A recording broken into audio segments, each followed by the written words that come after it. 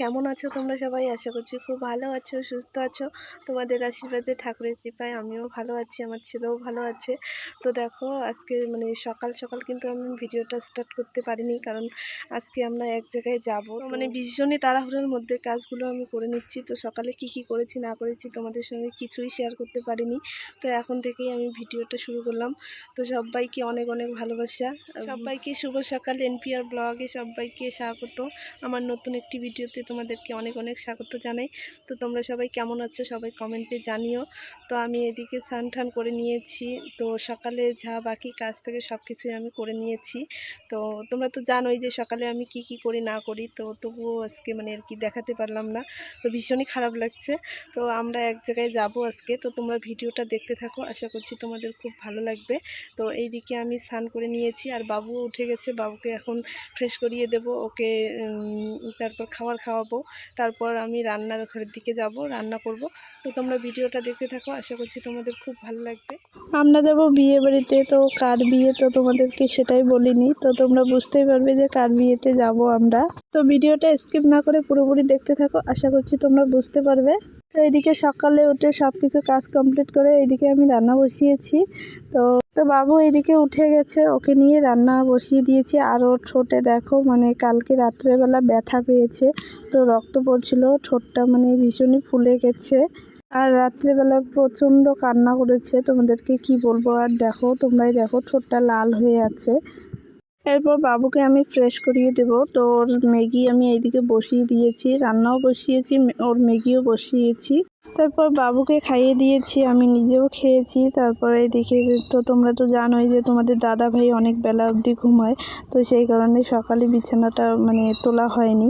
তো এইদিকে আমি বিছানাটা তুলে নিচ্ছি। তারপর আমরা রেডি হব বিয়ে বাড়ি যাওয়ার জন্য। তো তোমরা ভিডিওটা দেখতে থাকো। তো বন্ধুরা, খাওয়া দাওয়া শেষ আমাদের। আমরা যাব আমার মামার বাড়িতে। তো মামার বাড়িতে বিয়ে আছে, তো সেই কারণেই যাব। তো তোমাদেরকে বলতেই ভুলে গেছি। তো এখন আমি বাবুকে রেডি করিয়ে দেব, আমি নিজেও রেডি হব। তারপর জামা কাপড় গুছিয়ে নেব। তো চলো, তোমরা ভিডিওটা দেখতে থাকো, আশা করছি আজকের ভিডিওটা তোমাদের খুবই ভালো লাগবে। তো চলো, তোমাদের সঙ্গে পরে দেখা হচ্ছে। তো এদিকে দেখো, আমরা কিন্তু রেডি হয়ে নিচ্ছি, জামা কাপড় গুছিয়ে নিচ্ছি। আমার জামা কাপড় নিচ্ছি, তোমাদের দাদা ভাইয়ের জামা কাপড় নিচ্ছি, আর বাবুর জামা কাপড়ও নিচ্ছি। তো তোমরা তো জানোই যে কোথাও যেতে গেলে বাচ্চাদেরই জামা কাপড় বেশি হয়। তো সেই কারণে কত বড় ব্যাগ নিয়েছি। তো আমরা এদিকে রেডি হয়ে গেছি। তো আমরা এখন আছি রাস্তায়, রাস্তায় আমরা তিনজনেই যাচ্ছি। তোমাদের দাদা ভাই, আমি আর আমার ছেলে তিনজনেই যাচ্ছি বিয়ে বাড়িতে। আমরা বিয়ে বাড়িতে এসে গেছি, মাও এসেছে, বাবাও এসেছে। আর এইদিকে বাবু ওর দাদুর সঙ্গে খেলা করছিল। আর এই যে আমার বড় মামার ছেলে। আর এইদিকে সবাই সবজি কাটাকাটি করছে।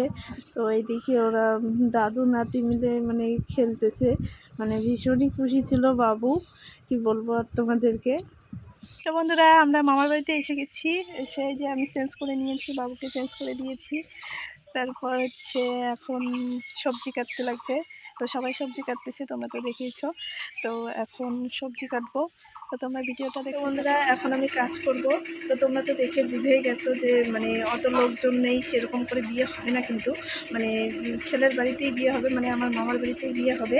তো মেয়ে এখানে আসছে। তো তোমরা দেখতে থাকো ভিডিওটা, তোমরা অবশ্যই দেখতে পাবে মেয়েকে। তো এখানে মেয়েকে নিয়ে এসে বিয়ে হচ্ছে।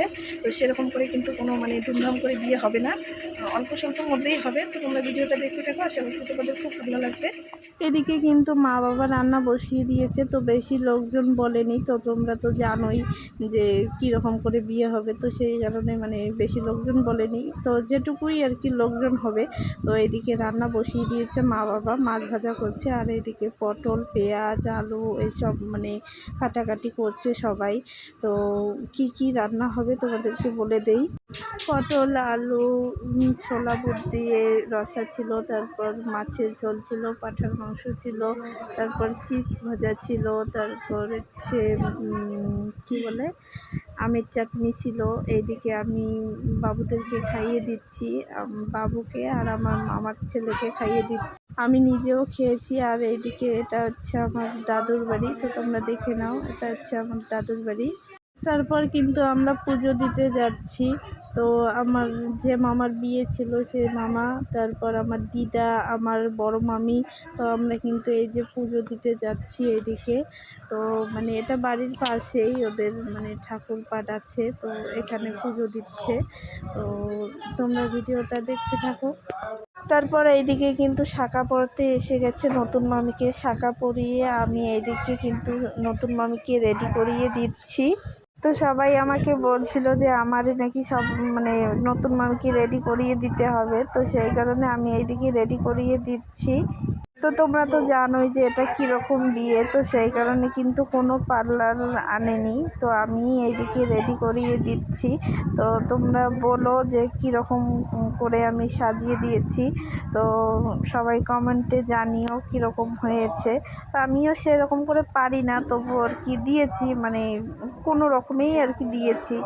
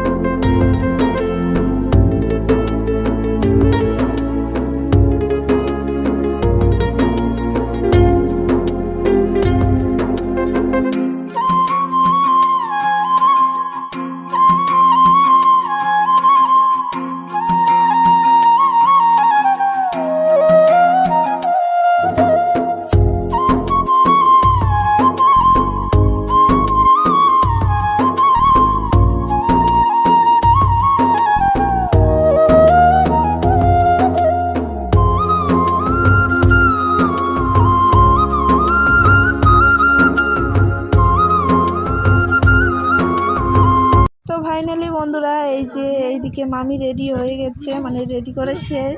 তো তোমরা তো দেখতেই পেলে যে ওইদিকে আশীর্বাদ হয়ে গেল, আমার দাদু আশীর্বাদ করলো মামিকে। তো এইদিকে আমি রেডি করিয়ে দিয়েছি, এখন কিন্তু বিয়েতে বসবে। আর এইদিকে মামা কিন্তু বিয়েতে বসে গেছে, তারপর মামিকে নিয়ে যাবে বিয়েতে। তো তোমরা সব কিছুই দেখতে পাবে, আশা করছি তোমাদের ভিডিওটা খুবই ভালো লাগবে। তো ভিডিওটা স্কিপ না করে পুরোপুরি দেখতে থাকো, আশা করছি তোমাদের খুব ভালো লাগবে। তারপর এইদিকে কিন্তু মামিকে নিয়ে আসলো আমার বাবা, কোলে করে নিয়ে এসছে।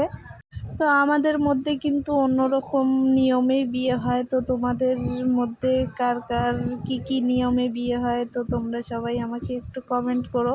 তো আমরা রাজবংশী, তো আমাদের একটু অন্য নিয়মেই বিয়ে হয়।